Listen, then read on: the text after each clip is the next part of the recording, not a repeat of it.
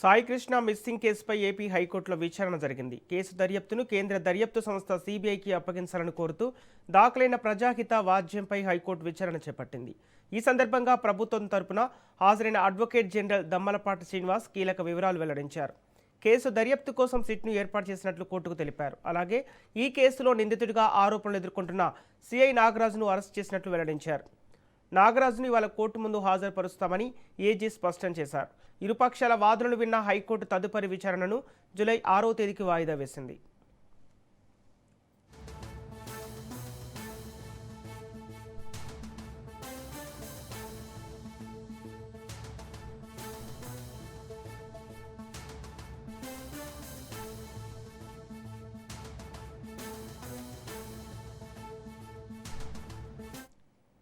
Sai Krishna missing కేసుపై AP హైకోర్టులో విచారణ జరిగింది. కేసు దర్యాప్తును కేంద్ర దర్యాప్తు సంస్థ సిబిఐకి అప్పగించాలని కోరుతూ దాఖలైన ప్రజాహిత వ్యాజ్యంపై హైకోర్టు విచారణ చేపట్టింది.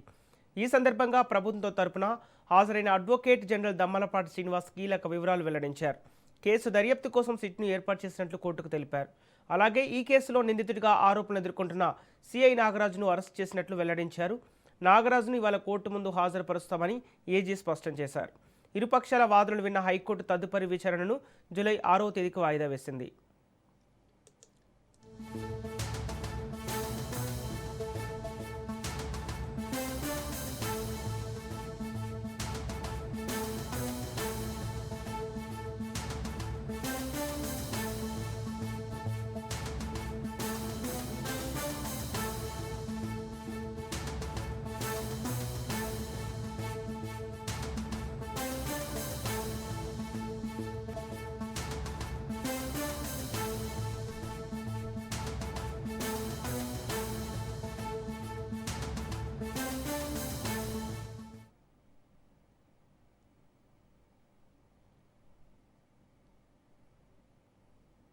సాయి కృష్ణ మిస్సింగ్ కేసుపై ఏపీ హైకోర్టులో విచారణ జరిగింది. కేసు దర్యాప్తును కేంద్ర దర్యాప్తు సంస్థ సిబిఐకి అప్పగించాలని కోరుతూ దాఖలైన ప్రజాహిత వ్యాజ్యంపై హైకోర్టు విచారణ చేపట్టింది. ఈ సందర్భంగా ప్రభుత్వం తరపున హాజరైన అడ్వకేట్ జనరల్ దమ్మలపాటి శ్రీనివాస్ కీలక వివరాలు వెల్లడించారు.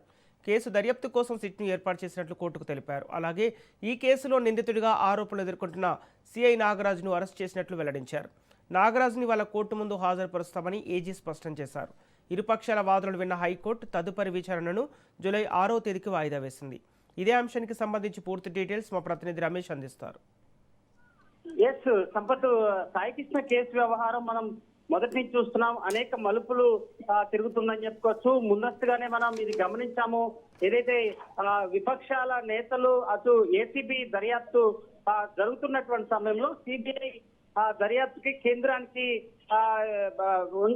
దర్యాప్తు చేయాలని డిమాండ్ చేస్తున్నటువంటి నేపథ్యంలో ఈ మేరకే హైకోర్టులో పిటిషన్ దాఖలైంది. ఈ పిటిషన్ సంబంధించినటువంటి ప్రభుత్వ న్యాయవాది వాళ్ళు చాలా బలంగా వినిపించారు వాదనలు. ఎందుకంటే ముందస్తుగా కూడా అటు రాష్ట్ర ప్రభుత్వం గంటల వ్యవధిలోనే సిట్టు బృందాన్ని ఏర్పాటు చేయడం, అదేవిధంగా నాగరాజుని నిన్న అరెస్ట్ చేసినటువంటి అంశాలు కానీ అటు ఏసీబీ అధికారిగా ఉన్నటువంటి దైవప్రసాద్ చేసినటువంటి దర్యాప్తు కూడా ఇవన్నీ నివేదిక కూడా హైకోర్టు న్యాయమూర్తి ముందు ఉంచారు. ఏదైతే నాగరాజుకు సంబంధించినటువంటి వ్యవహారంలో రాష్ట్ర వ్యాప్తంగా సంచలనమైనటువంటి నేపథ్యంలో ఈ కేసుకి సంబంధించి కూడా ఇప్పటికే తల్లి కార్పస్ పిటిషన్ కి సంబంధించినటువంటి వాదనలు కొనసాగుతున్నాయి. ఈ నేపథ్యంలోనే అటు సిబిఐ విచారణ జరపాలి, సిబిఐ విచారణ చేయాలని హైకోర్టు ముందు ఉంచినటువంటి నేపథ్యంలో ఏదైతే ఈ పిటిషన్ దారుడు సంబంధించి అటు ప్రభుత్వ న్యాయవాది మధ్య కీలక వాదనలు వినిపించినటువంటి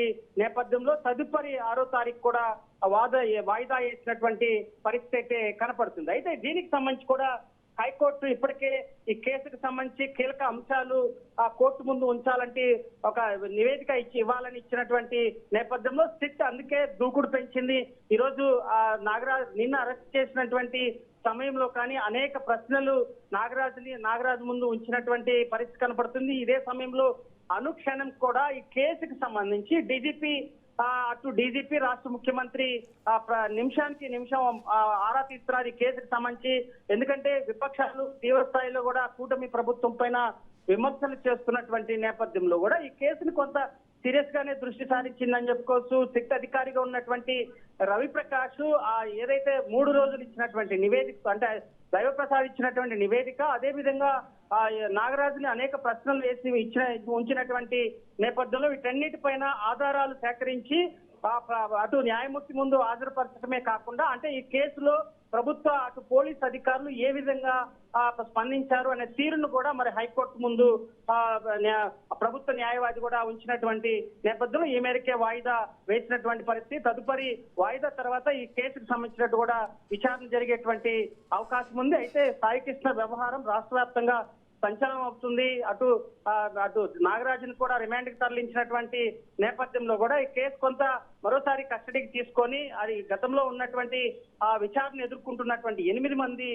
పోలీస్ సిబ్బందితో పాటు నాగరాజును కూడా మళ్ళీ అదుపులో తీసుకొని ఈ కేసు కొంత కొలిక్కి తీసుకొచ్చే విధంగా కూడా పోలీస్ అధికారులు సిట్ బృందం కూడా భావిస్తున్నటువంటి నేపథ్యంలో కూడా అటు పిటిషన్ ఇంకా, అంటే ఏదైతే మరి పిటిషన్ ప్రస్తుతం హైకోర్టుకి దాఖలు చేసినటువంటి నేపథ్యంలో మరో కొన్ని పిటిషన్లు కూడా వచ్చేటువంటి అవకాశం ఉంది. నిన్నటి కేసుకు సంబంధించి వైసీపీ కూడా అటు కేవలం ప్రభుత్వాన్ని పూర్తి స్థాయిలో కూడా ఇరకాటం పెట్టే విధంగా కూడా వ్యవహరిస్తుంది. ఎందుకంటే లాకప్ డెత్ వ్యవహారం అంటే చిన్న విషయం కాదు. ఎందుకంటే రాష్ట్ర ముఖ్యమంత్రి సాక్షాత్తు స్పందించాడంటే కేసుకు తీవ్రత ఎంత ఉందనేది కూడా మనం అర్థం చేసుకోవచ్చు. అయితే రాష్ట్ర ముఖ్యమంత్రి కుటుంబ సభ్యులను పిలుచుకున్న తర్వాత ఏదైతే రాష్ట్ర వ్యాప్తంగా కొంత వాదనలు వినిపిస్తున్నటువంటి నేపథ్యంలో దానికి రాష్ట్ర ముఖ్యమంత్రి చెక్ పెట్టినటువంటి పరిస్థితి. అయితే రాష్ట్ర ప్రభుత్వానికి సంబంధించి కూడా అటు సిట్ బృందం పూర్తి స్థాయిలో నివేదిక ఇచ్చిన తర్వాత అటు కోర్టు మరి ఇచ్చినటువంటి, అంటే ఇచ్చే పిటిషన్ సంబంధించి అటు ప్రభుత్వ న్యాయవాది అందించినటువంటి నివేదిక ప్రకారం